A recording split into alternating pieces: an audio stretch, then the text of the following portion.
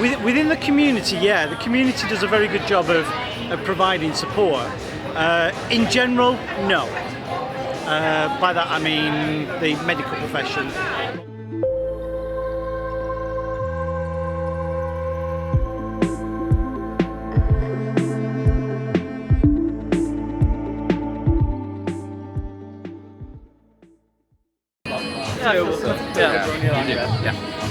Well, I don't feel there is, because I'm 32 now, but I used to be part of the Yorkshire Mesmat group back in Harrogate, which is in Yorkshire, and I really struggled with my mental health at that point, and I only got a bit. I did a few sessions with a counsellor through Yorkshire Mesmat back then, but no, there wasn't a lot of like people about. I don't know anything specific for. Yeah. I think there's a whole in general, isn't there, for mental health at the moment? It's a big drive to look after your mental health, but not so sure if it's specifically for LGBT. Yeah. No, definitely not. Not at all. It's not at all. No, that's why so many people kill themselves and stuff. I don't think there's enough support. I don't think there's enough support for anyone, but especially the LGBT community. Yeah, definitely not. No. So I don't feel there's enough support generally. I don't think it's sort of niche to LGBT, but more generally. But what does good support look like? That's quite a hard question. It's so individual.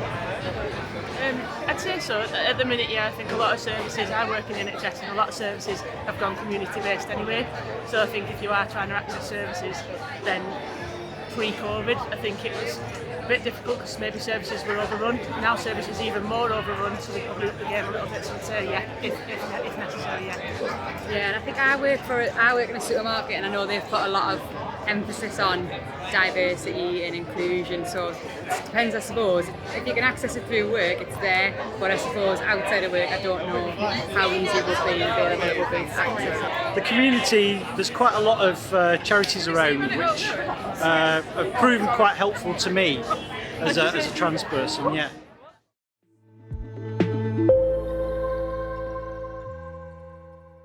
I guess I've got private healthcare, and what happens there is if you're in trouble, you phone up and you have immediate access to sort of 10 sessions of a counsellor, and it's over Zoom.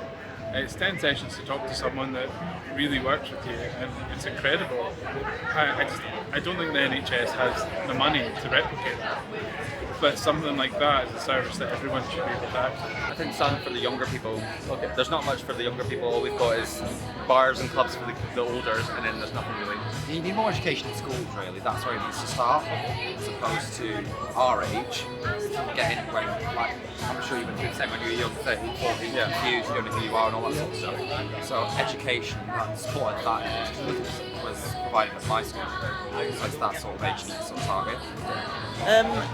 I suppose maybe you might want a safe space for LGBT, people to go to. They may not always feel comfortable going somewhere if it's not specifically designed for them. Especially if you're trans, maybe that's something that they may struggle with going somewhere. If it's just for everybody, they may need more. They might need specific, help with maybe if they are struggling with the gender identity and things. You probably need a specialist or something. Just help in general, more counselling. I think people are quick to say go to the doctors, and all the doctors do is dish out tablets, which is fine, but it's counselling, therapy, and then you're on the waiting list for years or months and years, and by then sometimes it's too late.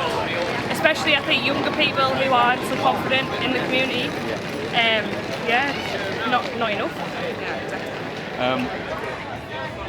So I work in the NHS in Scotland, and they're just kind of getting round to sort of it's always been policy to sort of accept everyone, but they're only in terms of wear my badge today, but it's a little bit late. I feel like there needs to be, in terms of anyone who's transitioning and stuff like that, especially during COVID, the support they've got is diminished tenfold because it's not been seen as necessary.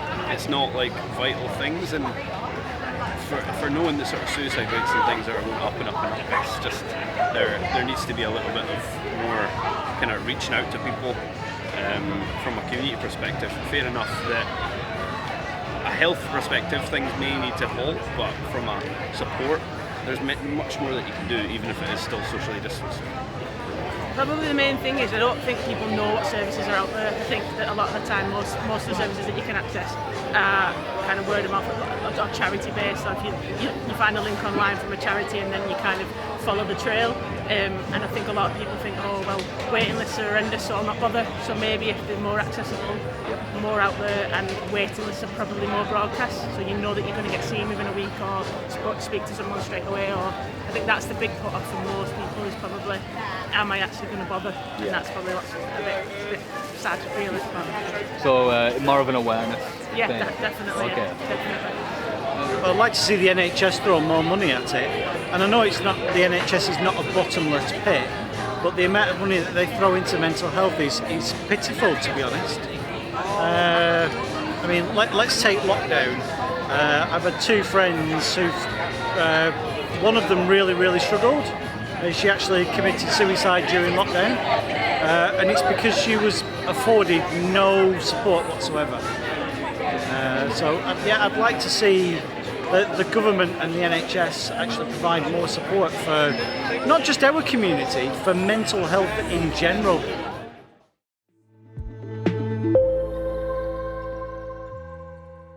Look forward to it so much. I think it's just a bit of relief, a bit of normality, and a bit of kind of back to what we used to and what we know in our comfort zone. Nice being all together, like having a community that sticks up for each other, fight for everything. Just love it. Yeah. Like I was saying, it's my first Pride. It's just so nice to come from somewhere who's quite a small community to come somewhere with such diversity, such acceptance. Everyone's just smiling. Everyone's such a good feeling to be out and that sort of stuff. For me, because I'm on the committee for Harrogate Pride, and for me it is about people expressing the way they are. I mean, like, you look at countries like at the minute, you've got Afghanistan, and I mean, I was listening to a thing on radio the other day when I was driving, and LGBT people in Afghanistan are being, that threat of persecution is there very much, and people are scared, and I think, you know, having Pride and having it just so that we to recognise us is so important. I think so, yeah. Yeah, just acceptance, isn't it? And I think it's just keep striving with it, because I think it's very easy to go backwards. Yeah. There's somebody not there constantly pushing. I think things can easily be forgotten. And it's like, slide again. It's like when I was at Pride in Harrogate, there was a guy that came up to me, and he had a woman on FaceTime, and she was from Russia, and she couldn't believe that that the celebrations were going on in Valley Garden in Harrogate, and you know, obviously we can't do that over there. So you know, it's really important. Well, this is the first time I've been to Pride in Manchester, and still yet to see what it unfolds. It's crazy. You're in for a treat. It's just finally nice to see everyone kind of living their best lives again. Just not feeling kind of, I don't know, dampened by the world that's been around them recently. And everyone just sort of getting along and just accepting everyone for a little while, because it should be like that all the time. It's not yet, so it's just like a little piece of just escapism for many that don't necessarily get that all the time, and the ones that it's helping celebrate the ones that are a little bit more difficult to find themselves. And it's two things for me. So it's a protest and it's a party.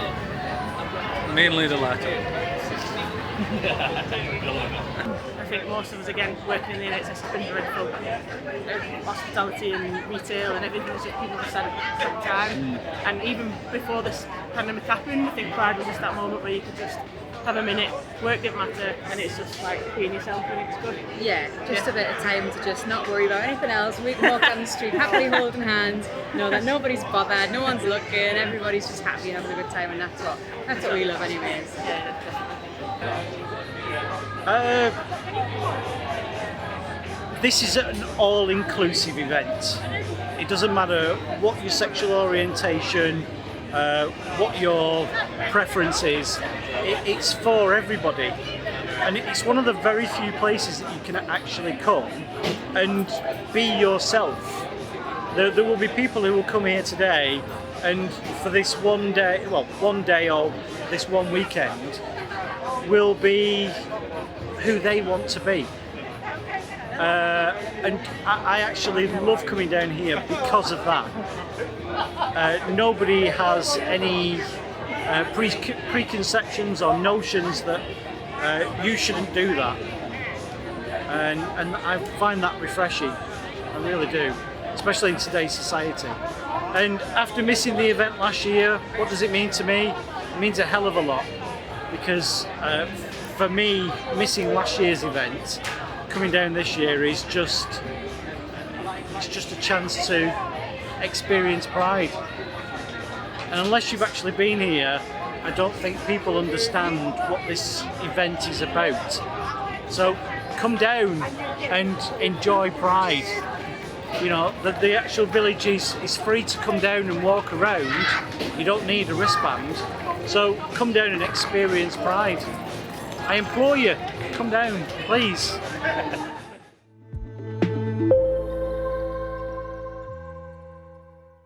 I really struggled with my own mental health and admitting to myself that I was actually trans, and actually coming down here and speaking to people was a massive help to me.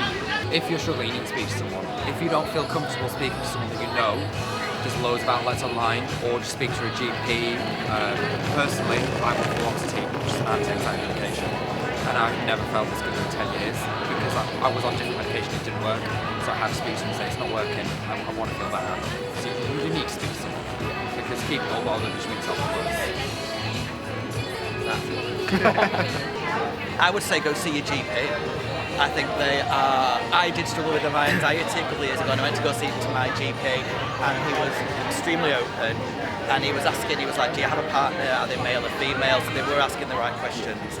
And you know, and I just felt a bit silly going. I thought anxiety. I thought really, but really he took it very seriously. And so I'd say definitely go see your GP. If you've got a GP, go see them because they're very open to it and they will help you. Yeah, I would say to people that are coming out and struggling with the mental health, please stop struggling in silence. You know, we're all here, we're celebrating Pride, you know, we're lucky we live in the United Kingdom in 2021 and we can do this. You know, it's such an amazing thing we can do. You know, so please don't struggle alone. Keep your head up, you know, keep strong. Obviously, if you can't get the help that you need, you know, you can do this, you can get through it, definitely. Looking at charities as well, there's more than the doctors and the NHS. Like, people think that that's exhaustive, but there's like yourself, there's loads of charities that you can speak to that can put you on the right path. Yeah, you know, don't just give up, just keep going. You can get the help that you need eventually, even if it means going through more than what you need to go through. Yeah. Talk to someone, anyone. Don't keep it inside, just talk to them. Something I've always learned from my own perspective, just being kind of overtly honest about it does definitely help, even if it's to someone you don't really know that well. But if you're open and honest, it usually gets reciprocated with the same thing, and it starts a conversation, and it just takes that little weight off your shoulders bit by bit, and then sure enough it helps, rather than just thinking I'm the only one going through this, because you're not. Everyone does. Everyone has a brain, everyone has mental health. Everyone does have a brain. I think buddy up. I think buddying up is massive. If you kind of always, like, going back to like early days with me, it's always you kind of strike a similar chord with someone that you kind of think, oh, are they coming out, are they out, can I have a conversation? And just even if you're not open to come out yourself, to find someone around you who you're used to, you're like close to, who's a work colleague, and just strike up a conversation really more than anything else. Come out, and I don't mean come out as in just shout from the rooftops I'm gay or I'm asexual. That's not important. Come down to the village, doesn't have to be this weekend, it can be any weekend. I really struggled with my own mental health and admitting to myself that I was actually trans, and actually coming down here and speaking to people was a massive help to me. So come down, you know, if you see me, come speak to me. My name's Mickey, but come down and speak to people. It's really important that you do that.